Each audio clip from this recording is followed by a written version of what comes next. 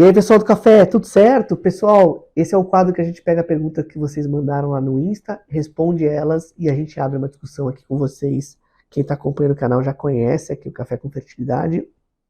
Então a gente selecionou 3 perguntas aqui.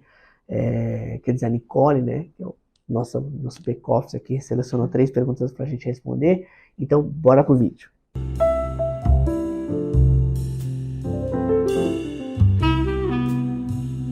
Pessoal, vamos nessa, ó. Seguinte, Andressa, tenho dúvidas sobre hidrossalpinge e se ela é uma infecção por DST. Essa é uma excelente pergunta e assim, o que eu fico tentando pensar por trás das perguntas é o que as pessoas pensam, porque na maioria das vezes as perguntas estão relacionadas ao que ela tem nela ali ou alguém próximo dela e ela quer tentar ter alguma informação do que pode ter acontecido. Então, não é verdade dizer que toda hidrossalpinge é DST, mas uma parcela muito grande delas é verdade. São doenças que passam pelo sexo, né? Então a gente tem lá a clamídia, a neisseria, que a gonorreia, são bem importantes em mostrar que isso, uma infecção por essas bactérias, elas causam hidrossalpinge na maioria das vezes, tá bom? Acho que o grande ponto aqui é que essa infecção ela pode ter acontecido há um tempo muito prolongado. Principalmente, por exemplo, a clamídia, que tem menos sintoma, a neisseria gonorroideae, ela dá mais sintoma, o paciente tem secreção purulenta, tem outras alterações.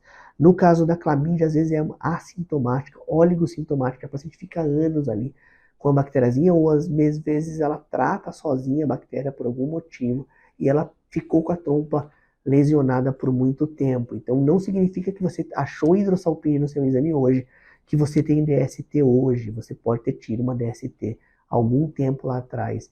Isso pode ter machucado a trompa, né, lesado a trompa, e aí você tem a hidrossalpinge, tá bom? A segunda discussão bem interessante é o que fazer com a hidrossalpinge, se quer engravidar, se não quer engravidar, mesmo porque a hidrossalpinge ela é um órgão estritamente reprodutivo, então se você perde função tubária, você perde chance de engravidar. Então acho que esse é o ponto, se você vai engravidar ou não. Vale a pena discutir um pouquinho sobre isso também aí em próximos momentos. Legal, pessoal, vamos para a pergunta número 2 aqui. Exames estão ok, olha que interessante. Como é o raciocínio? E aqui tem um pouco do raciocínio médico também, um pouco do nosso checklist do check-up da fertilidade, que é o seguinte, exames estão ok, o espermograma do marido também está ok, 9 anos, não conseguimos engravidar, o que pode? Basicamente é uma pergunta interessante, olha que legal, exames ok, espermograma do marido ok, 9 anos sem conseguir engravidar. Então é um pouco assim, os exames ok dela, e ela não fala um pouco de quais são esses exames, acho que a primeira coisa que eu pensaria, basicamente, se esses exames estão completos ou não, e aí aqui me parece que sim, mas, por exemplo, checagem de trompa, reserva ovariana, acho que essas coisas deveriam ser vistas. O fator masculino, teoricamente, foi excluído, né? Não é 100% verdade isso, mas na maioria das vezes, bons espermogramas, você pode excluir ali os fatores masculinos graves. Então, os exames do marido do também tá ok, mas acho que o ponto mais importante aqui é que tem muitos anos de tentativa. A gente sabe que o mecanismo funciona muito bem para gerar gestação. Se o casal está tentando há mais de um ano e o baby não vem, esse casal precisa de ajuda para engravidar, tá bom? E aqui é uma das coisas que mais me chamou a atenção, são muitos anos de tentativa. O casal tem 9 anos de tentativa. Esse casal precisa de tratamento o mais urgente possível ali, principalmente porque 9 anos de tentativa, a paciente já deve estar muito próxima, se ela começou a tentar engravidar aos 30, ela já está com 39, e idade é uma coisa importante. Inclusive a gente tem uma frase, que eu não sei onde eu escutei, mas eu sempre repito, que é time is over, tempo é ovário, né? Então o que significa tempo é ovário? Se você demora mais tempo para engravidar, você perde reserva ovariana, tá bom? Agora, o que está por trás aqui, se eu pudesse chutar alguma coisa entre aspas, eu pensaria muito em endometriose. Endometriose é uma causa oculta de infertilidade, que se as pessoas não fizerem exames muito bons ali, elas não conseguem fazer o diagnóstico. Então, valeria a pena pesquisar endometriose nesse casal, com certeza. Beleza? Vamos lá, pessoal, para a última pergunta de hoje, que é da Andressa Pinheiro. Andressa, muito obrigada por mandar. Ela mandou o seguinte, doutor, 0,57 de antimileriano, com 29 anos de idade, é abaixo do esperado? Pode ser doadora de óvulos? Pergunta muito legal. Porque aqui tem 2 coisas para explicar, né? Primeiro, basicamente, eu vou falar de 3 coisas para explicar. A primeira, o antimileriano baixo não é sinônimo ou condição sine qua non de infertilidade. tá bom? Então não significa que ela tem 0,57 de antimileriano que ela é infértil. Acho que esse é o primeiro ponto. O segundo ponto, sim, é verdade dizer que ela está nos 2 desvios padrões para baixo ali de antimileriano relacionado à idade dela. Ela é uma paciente jovem com 0,57 de antimileriano, então sim, está abaixo do que a gente esperava.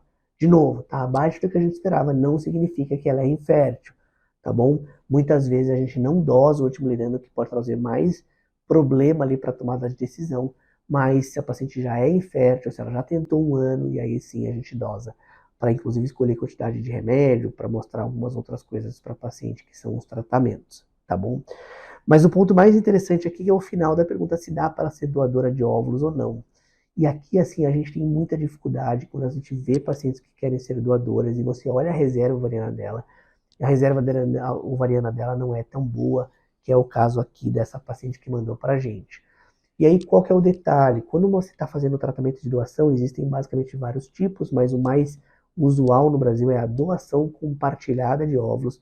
Então, a paciente estimula o ovário, metade desses óvulos vai para uma outra pessoa, metade vai para a doadora. E aí, a condição é que a doadora responda bem aos remédios, e aí que você consiga entregar óvulo para 2 pessoas de forma satisfatória. Ah, Luiz, o que é o número de satisfatório de óvulos? A gente não consegue falar, mas é muito próximo entre 8, 10, 12 óvulos para a paciente conseguir ali os embriões dela. Então, o paciente precisaria responder com 22 óvulos, 20, e isso não é o caso das pacientes que têm 0,57 de antimileriano. Então, eu acho que dificilmente essa paciente seria ali parte de um processo de doação dentro das clínicas, tá bom? Aqui o único benefício no final do dia seria o benefício financeiro para ela, já que ela tem baixa reserva ovariana, tá bom? Desculpa, pessoal, deu uma engasgada aqui. Valeu, pessoal. Um abraço para todo mundo. Vejo vocês nos próximos vídeos.